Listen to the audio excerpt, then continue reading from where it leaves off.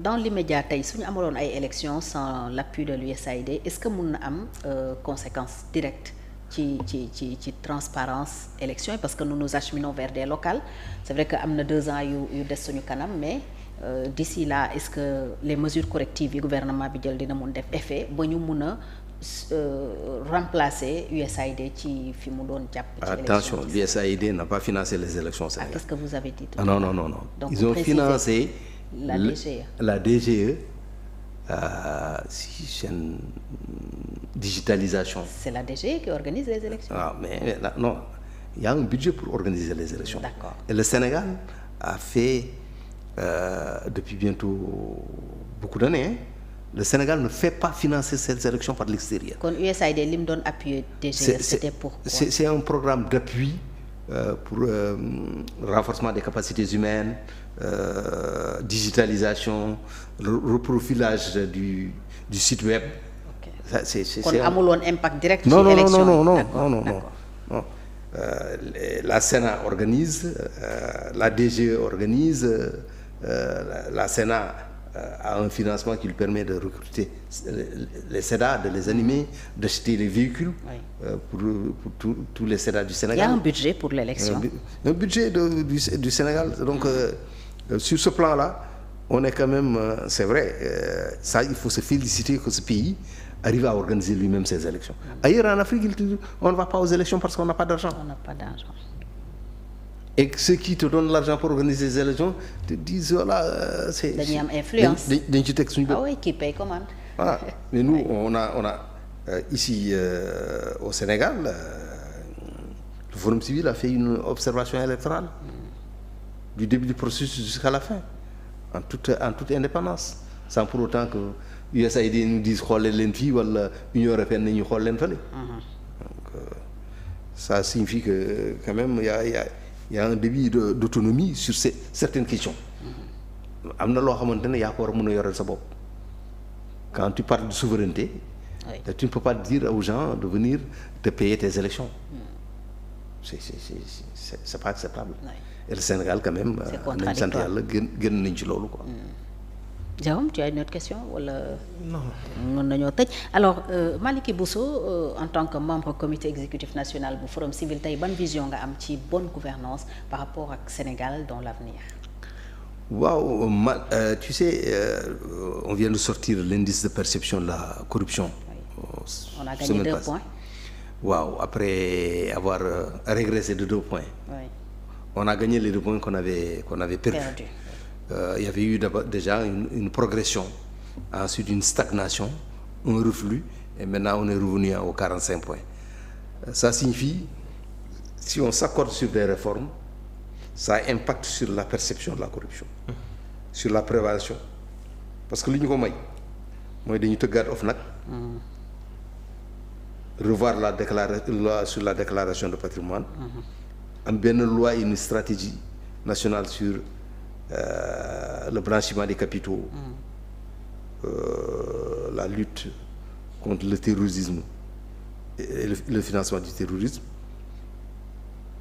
L'ONRAC a commencé son travail, c'est un dispositif qui manquait. On a mis en place un pôle judiciaire financier.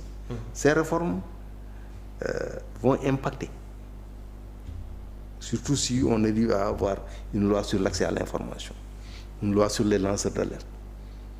Ce pays va progresser encore plus. kon bon en avant bi mënuñu ko jàppee résultat wu régime actuel bi parce que am na ñu leen koy attribuer ne ce sont les résultats du jubal jubbanti est-ce que c'est le cas. Non, le jubal jubbanti va produire son effort après parce que le régime précédent a mis en place le pôle judiciaire financier. Ce régime a mis en œuvre le pôle judiciaire financier. Les rapports du CENTIF qui n'avaient pas été traités sont commencés à être traités. Le CENTIF que beaucoup de Sénégalais ignoraient même. Donc tu vois, ça bouge. Ils ont trouvé une situation, ils sont en train de faire bouger une situation. Mais ce qu'ils sont en train de faire, on le sentira l'année prochaine, et l'année qui va suivre. Ça, effectivement, aussi, il faut dire que à un moment donné, nous avons mis les bailleurs et le pouvoir devant leurs responsabilités. Le code des marchés publics avait été complètement vidé de son essence. Vous avez vu, c'est au niveau du Conseil des ministres décentralisé de Tambacounda que le président a amené un nouveau code des marchés publics. Donc on a parlé de la réforme de l'OFNAC, ça c'est le pouvoir qui vient de partir. La loi sur le blanchiment des capitaux, c'est le pouvoir qui vient de partir. Donc tout cela montre qu'effectivement des choses ont été faites qui ont permis la progression. Et ne serait-ce que les lois qui ont été prises. Mais maintenant, si ces lois sont mises en application, ça va produire des effets. Mais eux, ils mettront en application ces lois-là. Ils amèneront des réformes encore pour consolider le système.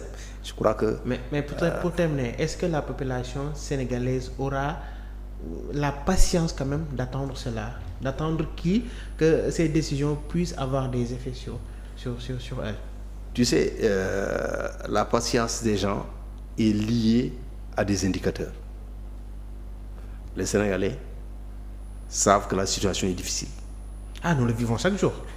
Mais s'ils se rendent compte que des efforts sont faits allant dans le bon sens, d'amoindrir les difficultés et de corriger, je crois que la patience suivra. Mais si les gens se rendent compte que rien ne bouge... mais monsieur Bousso tamit Sénégalais yi léegi nga baal ma ci kàddu gi ils en ont marre des promesses des politiciens actuellement. ñoom daal nañu bëgg a jubbanti bi pour ñoom jubbanti bi dafa nekk loo xamante ne dafa war a gaaw. waaw mais tu sais nous autres acteurs du débat public et de la vie publique am na lu ñu war muy aider le pays à gérer les attentes wax dëgg. mais fii nag. non nañu waxante dëgg. mais fii nag dañoo gis na gars yi nag. fu ñu mën a xaar nag foog nga teg dara ci seen loxo loo xamante ne. dana mën a dal seen xel. mais on ne peut pas trouver une situation telle qu'elle est décrite. Nécessité de remettre de l'ordre, de trouver des ressources pour financer un nouvel référentiel de politique publique bëgg lépp sotti tey. Donc moi en tant que personne responsable mu wax loolu. Vous aussi des médias vous devez aider à... Je ne dis pas qu'il faut mais on doit savoir gérer les attentes parce que dire que lépp dafa yomb comme le font les politiciens fal leen ma régler seen problème ça ne marche pas comme ça. C'est du populisme à la limite. Les problèmes sont là, il faut d'abord en faire la genèse, chercher la solution, appliquer la solution pour voir l'effet. Effet bi mooy impact ci citoyen bi. Tu as vu, il y a une chaîne. Problème, énonciation, solution, impact. Foofu lay population bi di sentir que politique publique bi nga jël pour régler tel problème na nga ko conduire ni jural na ko lii féex na ci kon jot na lu mu doon séentu ak lu mu doon xaar. Mbir mi léegi la door di les gens parlent de 9 mois mais ça c'est une mandature de 5 ans. Il faut les évaluer sur les 5 ans. Mais maintenant comment dirais-je, les attentes commencent à être très prégnantes. Il faut que le pouvoir et le gouvernement indiquent le mouvement. Il ne faut pas que les gens soient statiques, qu'ils considèrent que non, rien ne bouge. C'est ça le danger. Fekkee ay réformes la nañ ci gaaw. Mettre en œuvre. fekkee le budget bële ne woon nañu du suñu budget bi seen budget la bu ñuy tabax budget bi nañ ko tabax bu gaaw.